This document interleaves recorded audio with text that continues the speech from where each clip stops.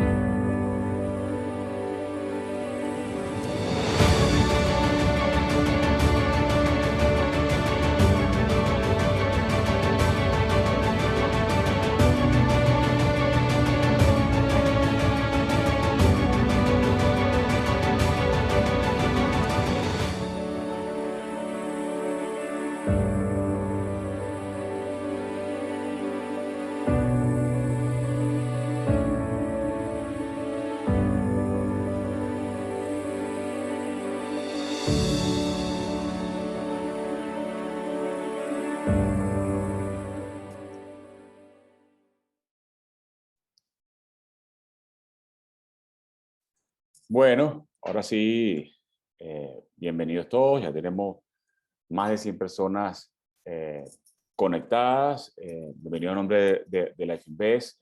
Eso que vieron ustedes es un video que básicamente concentra lo que hacemos, ¿no? Que es acompañar a las personas y darle tranquilidad, ayudarlos a tener tranquilidad financiera a lo largo de la vida. Life Invest es una firma de asesoría de inversión registrada y regulada en Estados Unidos que ofrece un proceso de asesoría de inversión integral, ¿no? Y eso va por conceptos que parecen muy básicos, pero que son fundamentales en todo el ecosistema financiero de las personas, como el proceso de planificación financiera, que básicamente el proceso lo ayudamos a establecer cuáles son los objetivos financieros de la persona. En base a eso hacemos un plan de acción que definitivamente pasa por el tema de gestionar los portafolios de inversión, en donde dependiendo de las características de las personas, pues se elegirá una institución custodio que permita que, digamos, esos objetivos que planificamos se cumplan. Somos una empresa con, digamos, un tema de soluciones tecnológicas muy enfocada. Tenemos sistemas de manejo de riesgo de última generación. También consideramos que incorporar inversiones alternativas a los portafolios es fundamental. Se señala que hasta un 20% podría estar en inversiones alternativas. Nosotros contamos con una gama de productos de este tipo para ayudar a que los portafolios sean más eficientes a lo largo del tiempo. Evidentemente, el tema de gestionar riesgo, la planificación de seguros es parte también del ecosistema financiero de las personas. Bueno, en un mundo tan cambiante y más como Venezuela, el tema de financiamiento es fundamental para que las economías se desarrollen, y nosotros pues ayudamos a conectar con financiamiento. Y por último, pero no menos importante, el tema de planificación fiscal y patrimonial. No tiene sentido que todo lo que hayamos construido durante la vida pues se vea mermado por no tener una buena planificación fiscal y patrimonial, o tener estructuras que protejan el patrimonio que tanto ha, digamos, costado construir, ¿no? Entonces, dando un poquito esa introducción, ahora sí quisiera pasar al webinar. Bueno, aquí tenemos a Víctor Silva, que es socio de la firma Life Invest. Mi nombre es David Alayón, disculpen, no me había presentado, también soy socio de la firma. Víctor, que es Portfolio Manager de Life Invest, ahora residiendo en Miami. Bueno, es un gran conocedor de estos temas de los bonos de Venezuela hace mucho tiempo y es la persona que nos va a guiar por este camino, a tratar de interpretar, sin necesariamente tener la bola de cristal, que es lo que esperamos pueda pasar con el tema de bonos de Venezuela y PDVSA en el corto, mediano y largo plazo, ¿no? En el caso de el archiconocido Luis Vicente León, amigo de la casa hace muchos años, amigo personal, director de Data Analysis, tratará de darnos un vistazo, ¿no? de lo que está pasando en este momento del proceso de elecciones en Venezuela, y qué es lo que se espera en este proceso para el año que viene, y ambos tratarán de enlazar una cosa con otra, que bueno, que representa un gran reto, ¿no? Vamos a comenzar con Víctor. Un poquito el cronograma es el siguiente. Cada presentador tendrá 20 minutos. Hay un botón abajo a la derecha de preguntas en donde pueden ir a lo largo de la presentación, ir haciendo sus preguntas. Yo la voy a ir recolectando y al final pues le daremos respuesta a cada una de ellas, las consolidaremos y le daremos respuesta, ¿no?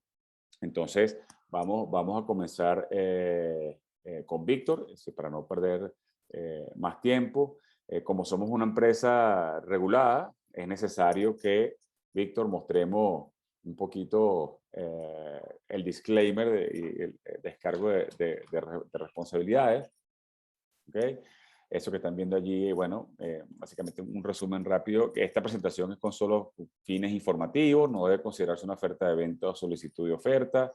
No, este material puede ser no adecuado para todos los inversionistas. Se sugiere consultar con su asesor de inversiones antes de adoptar cualquier decisión basada en esta presentación. Rendimiento pasado no garantizan rendimiento futuro. Básicamente, es importante que después de esta presentación, si van a tomar alguna decisión, pues lo consulten con su asesor de inversión. Entonces, Víctor, bueno, vamos a comenzar con Víctor. Antes de comenzar, Víctor, vamos a hacer una breve encuesta que siempre nos ayuda a poner en contexto qué es lo que la gente piensa. Vamos a comenzar con el tema de bonos de Venezuela. Voy a comenzar con dos preguntas, ¿no? Que pueden contestar inmediatamente y vamos a ir colocando el resultado. La primera es si usted, de la audiencia, posee usted bono de Venezuela o PDVSA, sí o no. Y por otra parte, si usted cree que se producirá una reestructuración de la deuda de los bonos de Venezuela o PDVSA en algún momento.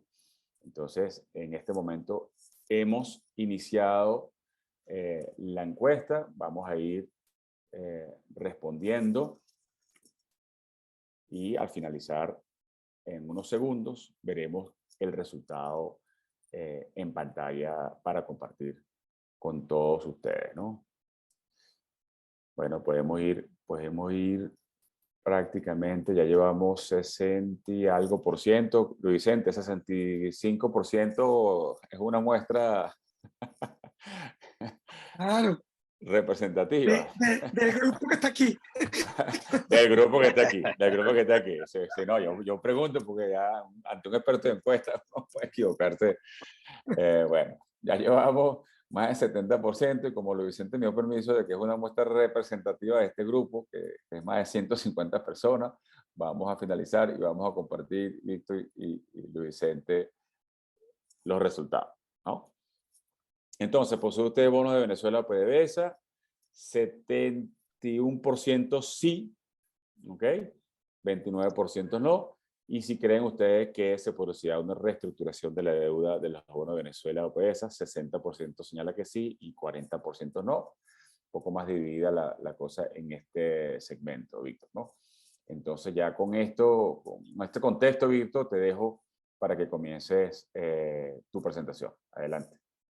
Seguro, mil gracias, David. Gracias a todos. Un segundito para. Ok. No, mira, acá el punto yo creo principal es empezar, la deuda de Venezuela y PDVSA ha empezado a tomar mucha atracción estos últimos meses y mucha visibilidad porque hay algunos elementos que se han despertado, que el primero es las sanciones, la flexibilización de las sanciones o las licencias que permitió que Chevron llegara. Eso empezó a generar expectativas si va a haber nuevas flexibilizaciones, si esas flexibilizaciones van a tocar la deuda Por otro lado, un poco más lo que va a tocar Luis, el año que viene se pinta un evento electoral que podría también generar algo de momentum para la deuda. Todos, tanto el gobierno como la oposición, ha hablado de la deuda como un tema central de algún cambio. Y dentro de eso hay algunos elementos de contratos, como una cláusula de prescripción, que ya llevamos 6 años de que se ha cumplido el default y empiezan a activarse algunas cláusulas de prescripción dentro de los bonos. Entonces, todo eso ha generado y ha volteado la atención en los bonos de nuevo. Entonces, la idea es hablar eso y después encadenarlo con Luis Vicente de todo el tema en Venezuela está de alguna manera prelado o íntimamente relacionado con el tema político, que ha sido un tema increíblemente complejo de descifrar. Entonces, cómo estos escenarios van a venir impactados por lo que dice Luis, ¿no? Entonces, para poder responder un poquito qué va a pasar con la deuda de Venezuela y PDVSA, lo hemos dividido en 5 grandes bloques. El primero, la evolución de qué ha pasado desde el default acá, muy breve esa historia, cómo estamos hoy. Después entrar directamente con el punto que yo creo que ha generado mayor ansiedad y urgencia dentro de nuestros clientes y del público en general, que es el tema del status limitation o estatuto de limitación, si hay que demandar, si no hay que demandar, si vamos a perder los derechos de demandar y vamos a perder nuestros bonos o no. Ahí vamos a hablar eso a detalle y cuál es nuestra sugerencia. Después entrar un poco entre Venezuela y PDVSA, que emisor es mejor. Venezuela y PDVSA se han separado mucho. Hoy los bonos de Venezuela, ambos tienen unas cotizaciones muy bajas, ya vamos a verlo, pero Venezuela cotiza más del doble que PDVSA. Eso tiene sentido, no tiene sentido. Hay que hacer alguna estrategia de trading, ¿no? ¿Qué sugerimos? ¿Cuál es nuestra visión? Después vamos a hablar de un animal completamente raro dentro de Venezuela y PDVSA, que es el PDVSA 20. Es el único bono de toda la gama que tiene una garantía real, que es Citgo, y unas condiciones únicas y un momento bien particular. Ya vamos a hablar de eso, de ese caso. Y finalmente aterrizar en una reestructuración, qué se tendría que dar para que haya una reestructuración, qué pasaría para que haya una reestructuración, cómo podríamos perfilar una reestructuración y cómo serían los números detrás de eso, ¿no? Entonces, Víctor, el primer punto. una preguntita que me están escribiendo por aquí. ¿Estás viendo la pantalla porque estás mirando hacia otro lado? Entonces no sé si tienes la pantalla en la misma cámara de la computadora o está... Sí, acá, sí, ¿me ven Ahí o estás estoy mirando la viendo? pantalla, pero cuando estás hablando estabas mirando hacia... Ok, listo. ok. Sí, aquí estoy. Perfecto. Entonces, mira, la evolución de la deuda de Venezuela es lo primero. Bueno, lo que hay que ver es cómo ha sido, aquí estoy cortando desde el 2017, cuando fue el default, a hoy. Lo que hemos visto una contracción bárbara en las cotizaciones, impulsado, uno, por las sanciones, sin duda, que le quitó mucha liquidez, pero más importante por la contracción del Producto Interno Bruto y de la producción petrolera. En ese periodo, si agarramos fuente, no sé, de Fondo Monetario Internacional, del periodo de default de 17 para acá, el PIB ha tenido una contracción de casi 60%. Entonces, sin duda, en este periodo ha habido mayores retos en el país, mayor deterioro económico, mayores complejidades políticas, y todo eso, aparte de las sanciones, una iliquidez bárbara de los bonos, y esto ha llevado que los bonos que ya venían maltratados en 2017 y cotizaban alrededor del 50%, han venido terminando a niveles de 3, 4% para caso de los PDVSA y 9,75 para caso de Venezuela. Aquí estamos usando el PDVSA y el Venezuela 27, que son como dos indicadores muy claros de esto, ¿no? Entonces, y aquí es donde están parados hoy todos los inversionistas, los que tienen bonos preguntando, bueno, ¿qué va a pasar? Y los que no tienen bonos preguntándose, bueno, esto es un momento de entrar, ¿qué pasa aquí para adelante? Entonces, la primera gran pregunta es el estatuto de limitación o la cláusula de state of limitation. ¿Qué es esto? O sea, pues lo primero, hay mucho ruido con esto. ¿Qué es un estatuto de limitación? Básicamente es una cláusula de prescripción estándar. Prácticamente todos los bonos tienen una cláusula de prescripción. Esto lo que quiere evitar es que haya procesos judiciales o litigios eternos. Entonces, da una prescripción de un periodo de tiempo donde si dentro de ese periodo de tiempo no se hizo no se formalizó una demanda, pues se pierde el derecho a demandar. Eso es un concepto muy sencillo. Aquí le dejo la definición, léala, es algo muy sencillo.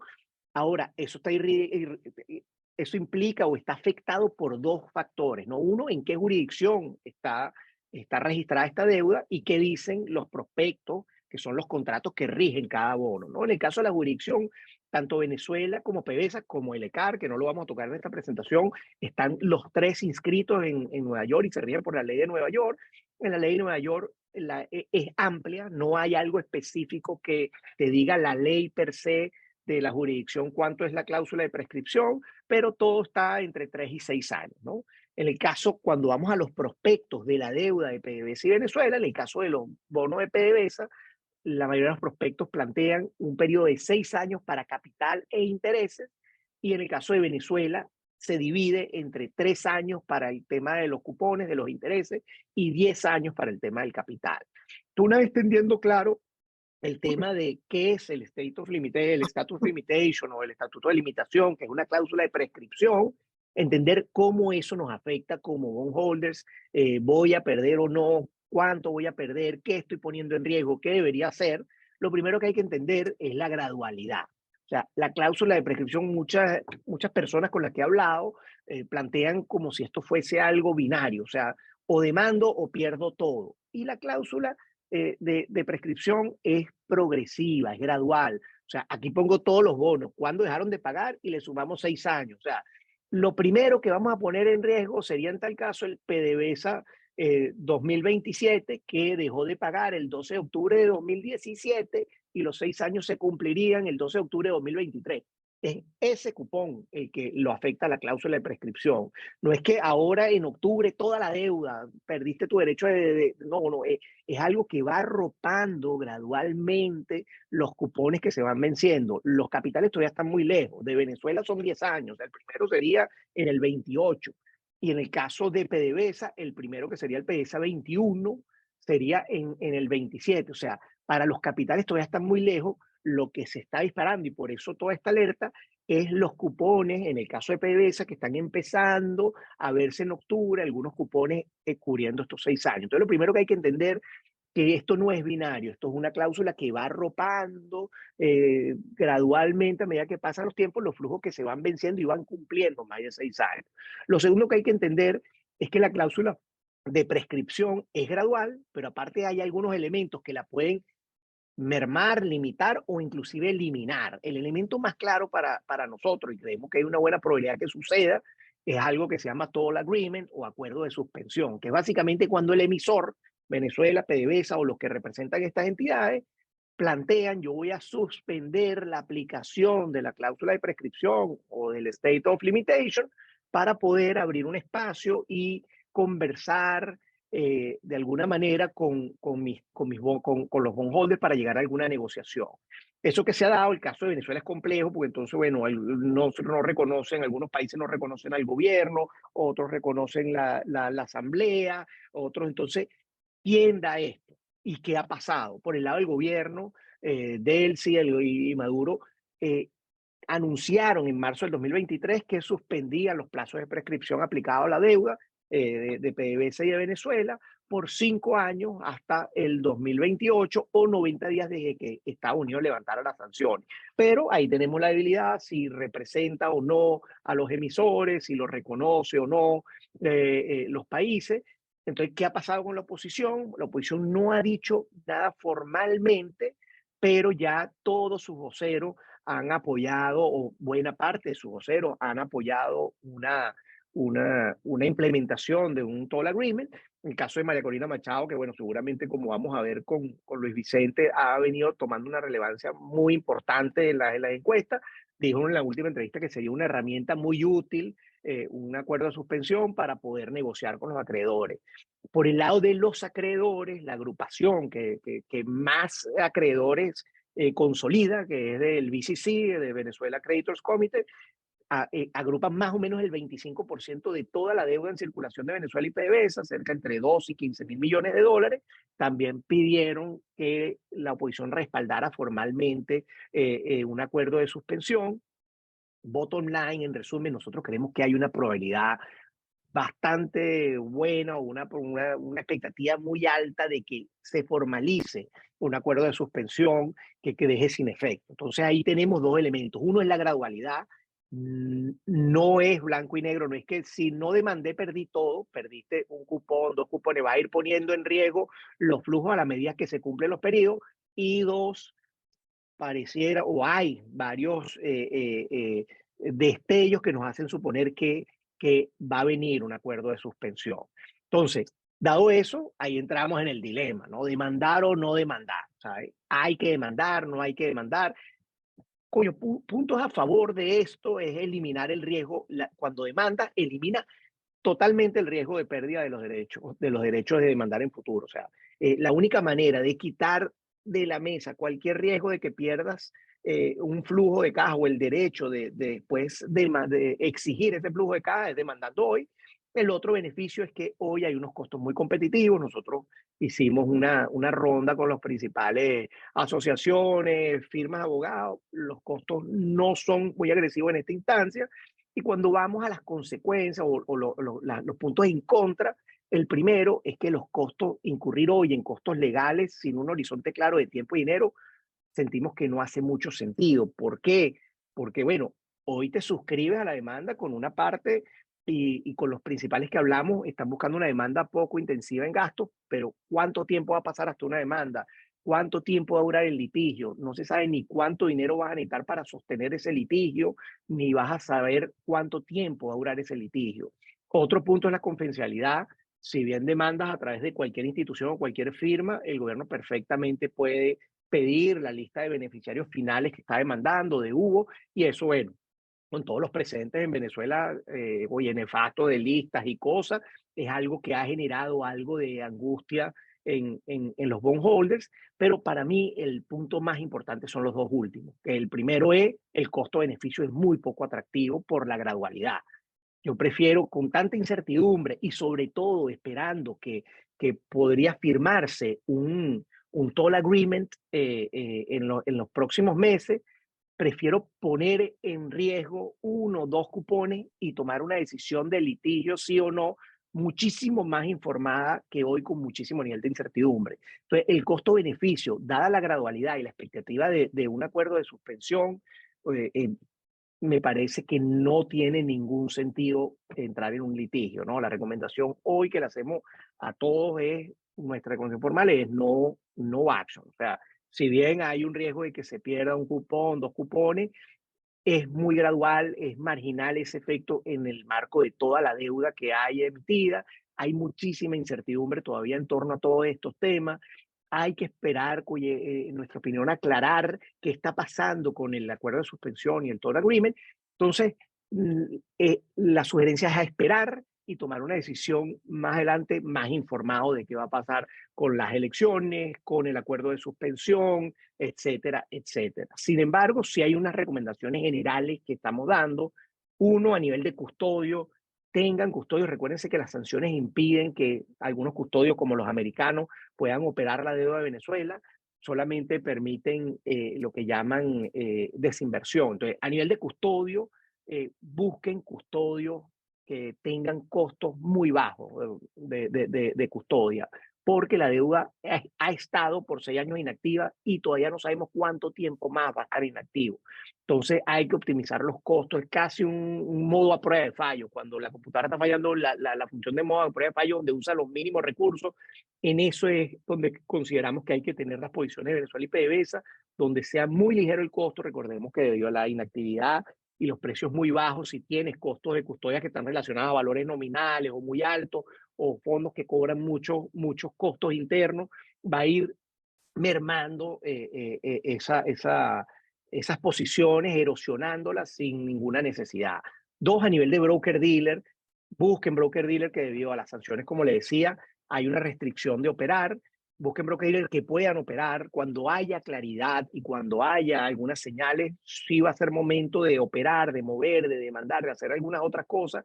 Tienes que tener un broker-dealer que sea lo suficiente, que te pueda acompañar en la agilidad, que te pueda acompañar en operar esta deuda. Por ejemplo, en todo Estados Unidos eso no se puede, como les decía, solamente se permite desinversión, que es trasladar los títulos a otro custodio no americano, ¿no? Y aparte, la deuda se ha hecho muy poco líquida, se ha hecho lo que se llama una deuda distress. Entonces, yo les recomendaría también buscar broker dealer que sepan operar la deuda de Venezuela y PDVSA. Se ha vuelto una deuda muy pequeña, muy de nicho, muy especializada. Entonces, buscar un broker dealer que sepa, entienda y pueda operar estos bonos. Después el punto 3 y 4 es en el caso de que no haya un toll agreement, en el caso de que no haya un acuerdo de suspensión y, y veamos algunas señales que nos impulsen ahora sí a entrar en un litigio, buscar dos eventos, ¿no? Masa crítica, sumarnos a una agrupación que ya tenga una relevancia y una importancia en términos de volumen representativo. De los que vimos, el más importante es el BCC, el Venezuela Creditor Committee, reúne ya casi el 25% de toda la deuda.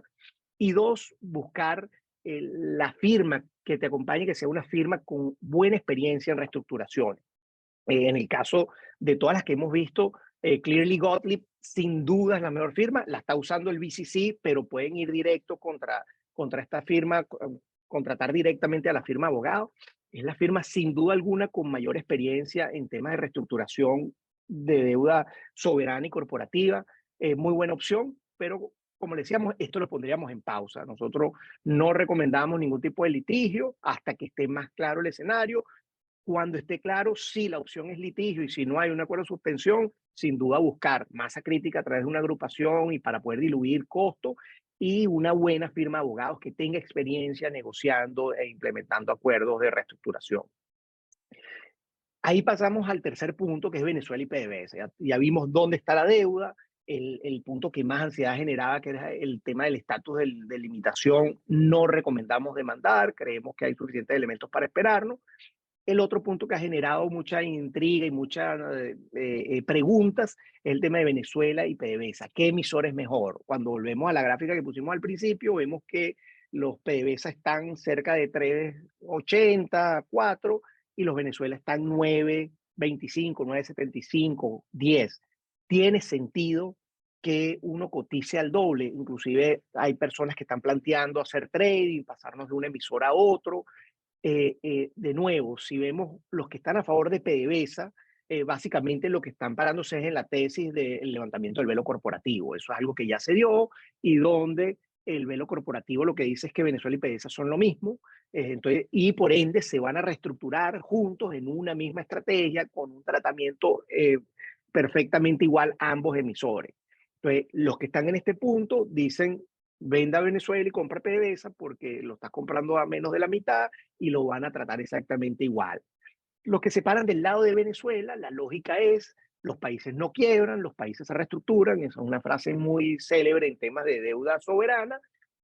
El dueño del petróleo es Venezuela, Venezuela podría explotar el petróleo sin necesariamente tener a PDVSA en el medio, PDVSA se le puede dar cualquier protocolo de quiebra y buscar otras maneras que no necesariamente incluyan a PDVSA y apuestan por una reestructuración diferenciada por emisor, ¿no? Entonces, esas son las dos vertientes donde nos paramos un poco nosotros. Nosotros creemos que lo que tengan invertido no tiene sentido moverlo. O sea, el que tenga Venezuela no tiene sentido vender Venezuela para comprar PDVSA porque hay muchísimo nivel de incertidumbre, uno, y los costos de operar son altísimos. En la próxima lámina vamos a ver una idea para que vean lo amplio que están los spreads, que es la diferencia entre el precio de compra y venta, y sale carísimo moverse de un bono a otro y por ende sale muy, muy caro hacer estrategias de trading. Ahora, dinero fresco, dinero nuevo y que no tiene bono, ese no me recuerdo cuánto era en la encuesta, 20% que no tiene bono, que prefiero PDVSA para dinero nuevo. Dinero, posiciones ya que tengan, en nuestra opinión, no tiene ningún sentido vender Venezuela y pasarnos a PDVSA, básicamente porque los spreads son muy amplios, ¿no? Vamos al caso del Venezuela 27, el Venezuela 27 te lo compran a 8.75 y te lo venden a 9.75 y estos son números referenciales por ser una deuda tan ilíquida, seguramente cuando opera se amplía un poco más esos spreads. Un caso completamente ilustrativo, imagínate que vendes 1.000.000 del Venezuela 27 y después lo recompras porque lo vendiste por error. Vamos a imaginar ese escenario, el millón nominal que lo vendiste a 8.75, que lo compraste al bid, te dio $87.500 y esos $87.500 los volviste a comprar en el mismo bono. Terminaste con más de $100.000 de pérdida en el valor nominal. Eso es lo que te hace los spreads. Entonces, moverte en un ambiente donde los spreads están tan amplios, tienes que tener una visión increíblemente clara del incentivo para poder asumir esos costos tan altos. Generalmente esos son los spreads son muy, muy pequeños, no llegan ni a un punto, aquí superan 10 y 15 puntos. Entonces, ahí hay que ser muy cuidadoso con las estrategias de trading. No estamos empujando estrategias de trading hasta que no haya algunos elementos que nos permitan. Por eso, vuelvo a las recomendaciones generales, tener un custodio, un broker dealer que le permita operar para que cuando sí haya unos elementos claros que abran oportunidades de trading, podamos operar y no entremos en un proceso de abrir cuenta para trasladar posiciones, para poder operar. Porque si bien es una deuda ilíquida, cuando hay algunas señales, las operaciones, esas señales y esas oportunidades de trading se cierran muy rápido, ¿no? Entonces, hoy en nuestra opinión, no tiene sentido estrategia de trading por los altos costos, pero sí tener plataformas que te permitan capitalizar algunas distorsiones cuando sean más evidentes en el mercado, ¿no?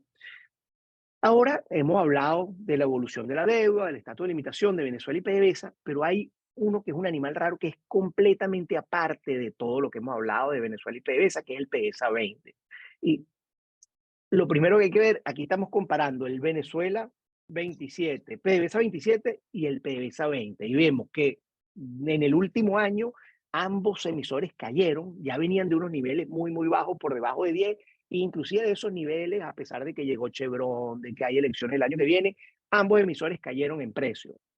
Si vemos la historia, que es la línea blanca del PDVSA 20, vemos cómo el PDVSA 20 duplicó, de hecho más que duplicó. Comenzó por debajo de 20, cerca de 18 el año, y hoy, esto yo lo hice hace unos días, está en 39, hoy cotiza a 42, o sea, más del doble. Entonces, ahí es donde, y generalmente el mercado tiende a tener la razón. O sea, cuando uno ve distorsiones, hay que prestarle mucha atención al mercado cuando toda la deuda cae y un bono sube. ¿Qué está pasando detrás de eso? ¿Por qué un bono que ya valía más del doble de la deuda se disparó el doble? O sea, ¿por qué un bono de PDVSA, cuando PDVSA vale 3, este vale 42, más de 10 veces el valor? Y la respuesta a eso es básicamente Citgo, ¿no? Cuando vemos Citgo, este bono, el bono PDVSA 20, tiene como garantía el 50.1% de las acciones de Citgo. Citgo estuvo muy maltratada en los años pasados, pero ha empezado a tener relevancia, ha empezado a subir, ha empezado a generar ingresos. Y aquí vemos parte de lo que anunció en su balance, en su informe de 2022. Vemos que en 2022 tuvo una ganancia neta de casi 3.000 millones de dólares, un EBITDA de más de 4.000, casi 4.500 millones de dólares. Y lo que vemos con Citgo cuando entramos y vemos, bueno, es que le están viendo más valor a la garantía.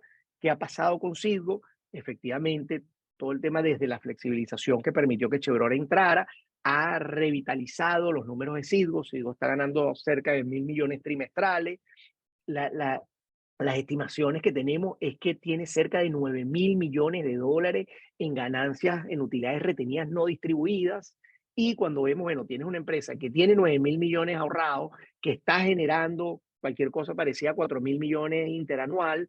Y por otro lado, bueno, ¿cuáles son las amenazas? Las amenazas son, uno, el PDVSA 20, que lo tiene como garantía y podría embargarlo una vez que la protección que le tiene el gobierno de Estados Unidos se levante, que se levanta en octubre.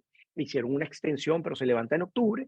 ¿Y quiénes están detrás? El PDVSA 20, Cristalex, que ya pasó un proceso judicial, y Conoco. Si usted sumamos esos tres, que son las deudas más formales que están detrás del embargo de PDVSA, eso suma 5.000 millones de dólares. Prácticamente podría Citgo sacar el dinero de las utilidades retenidas y pagar estos litigios que ya están adelantados, ya pasaron proceso de litigio. O sea, va a ser muy sencillo sacarlo del mapa. Y sí, hay otras personas que están demandando contra Citgo por cosas contra Venezuela.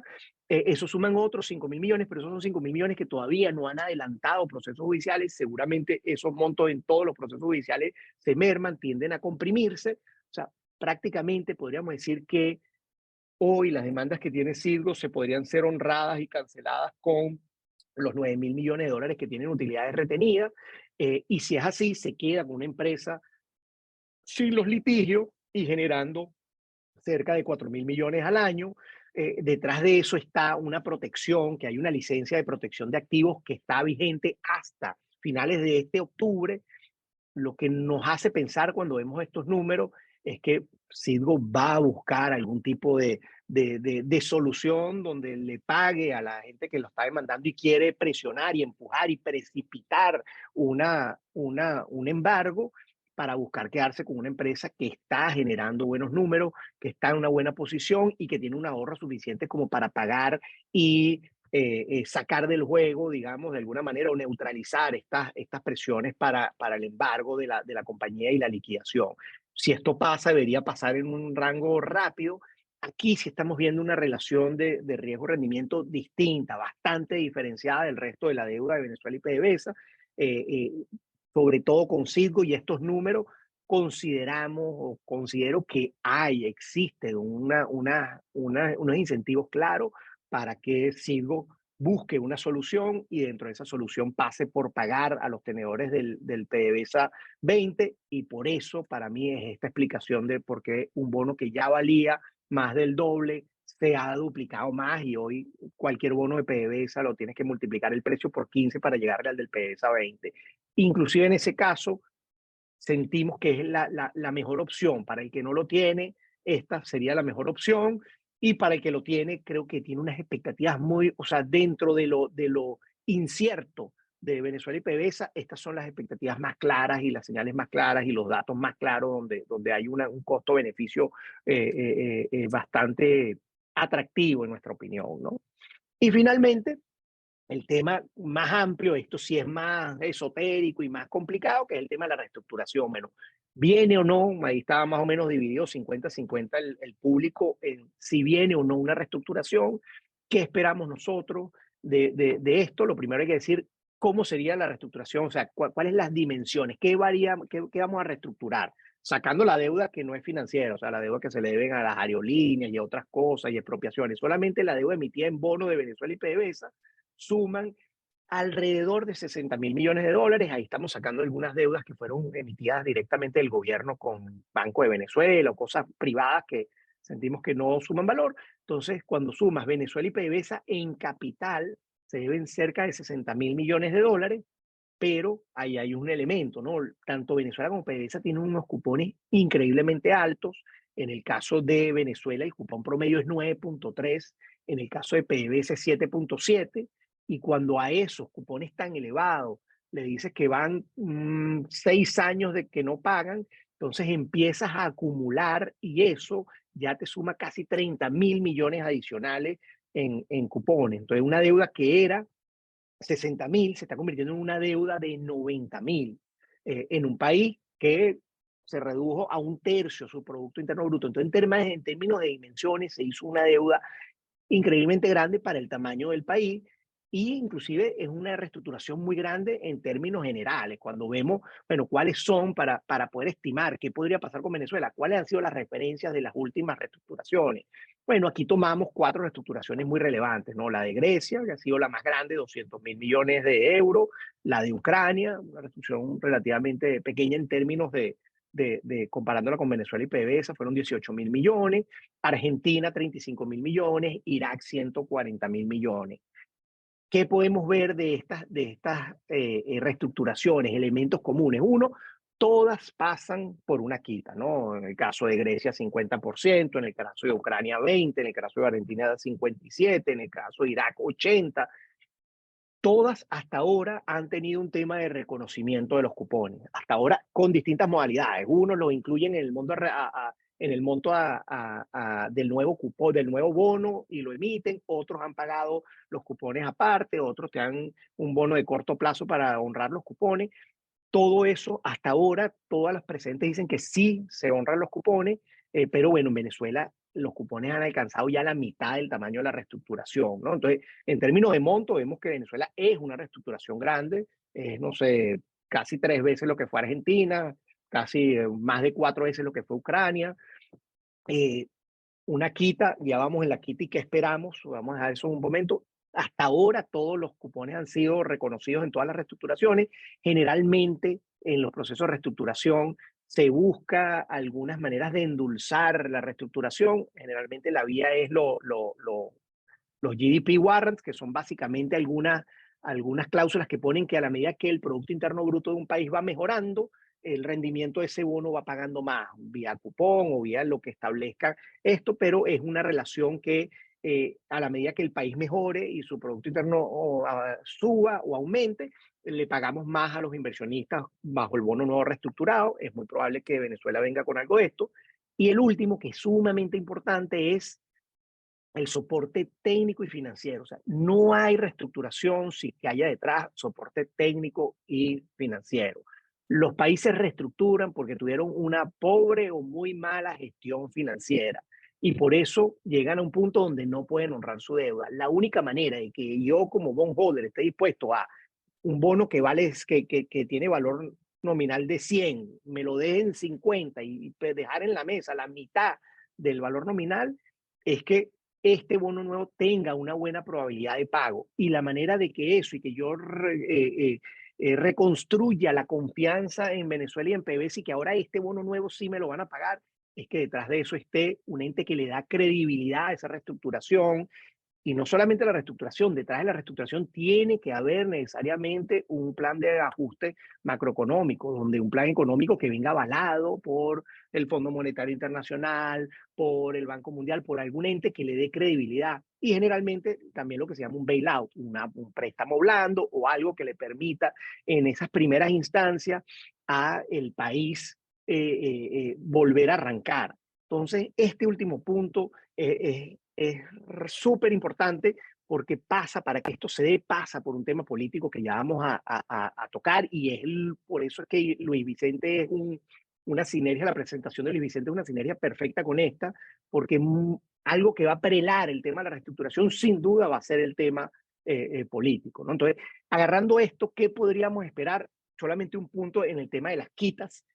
Recordemos cómo, o sea, el 57% de Argentina fue desastroso porque hubo lo que llaman muchos holdouts, gente que no se sumaron a la reestructuración y buscaron demandar, pero por otro lado, el de Irak, que fue 80%, tuvo cero holdouts, todo el mundo se asumió. ¿Cómo se logró eso y por qué creemos nosotros que Venezuela y PDVSA va a empujar más hacia el lado de Irak, hacia un caso como el de Irak?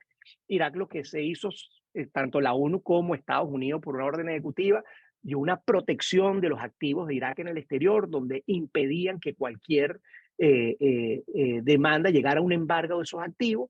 Entonces, prácticamente mataba los incentivos a que demandaran. Entonces, el único incentivo era participar en la reestructuración. Nosotros creemos que eso, ya hay muchos activos de Venezuela que están protegidos.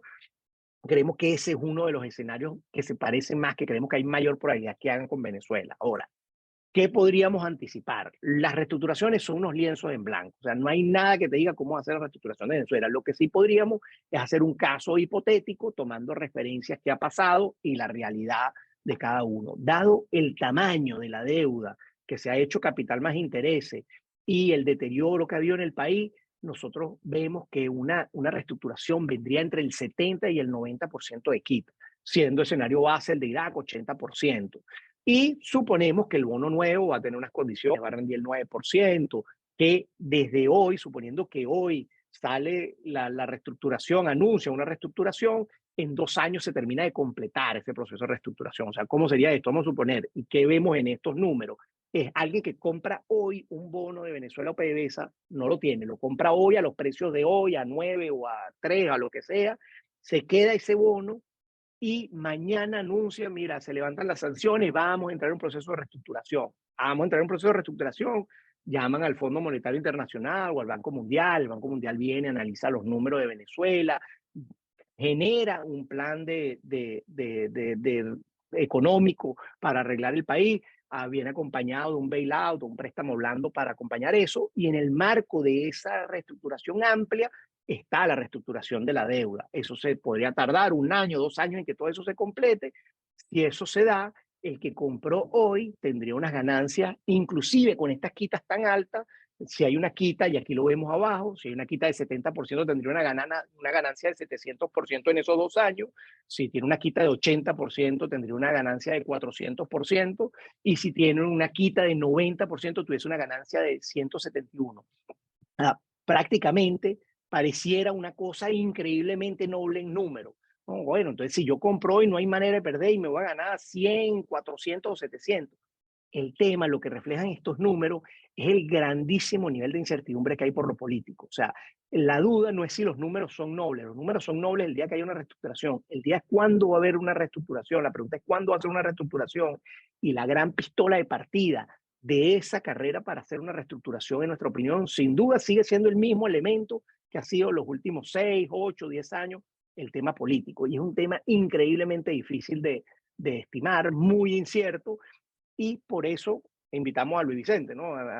Para que seguramente de una manera muy clara nos va a decir exactamente cuándo va a ser esta solución y ahí sí vamos a poder estimar de una manera clarísima estos números. Pero de verdad, el tema político va a prelar todo. En el medio, que la política no vaya decantando, no se van a levantar las sanciones, en el medio que no se levanten las sanciones, es difícil acceder a un multilateral y en la medida que no accedamos a un multilateral es muy complicado que podamos ir a un proceso de reestructuración. Entonces pasa todo por lo político.